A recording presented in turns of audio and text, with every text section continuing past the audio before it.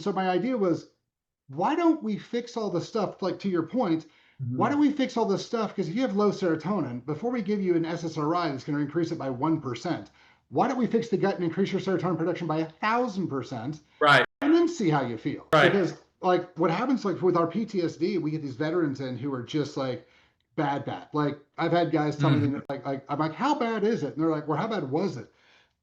And they're like, I know what all my guns taste like, if that means anything to you.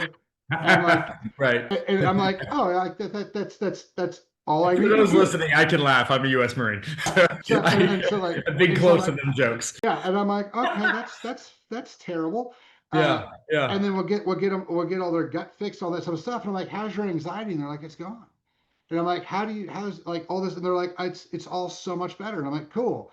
But they've been in this black hole for months or years. And so now you got to come bring them out and be like, all right, look, now that we fixed the biochemical reason why your head was where it was at, now Yeah. we've brought you out of hell.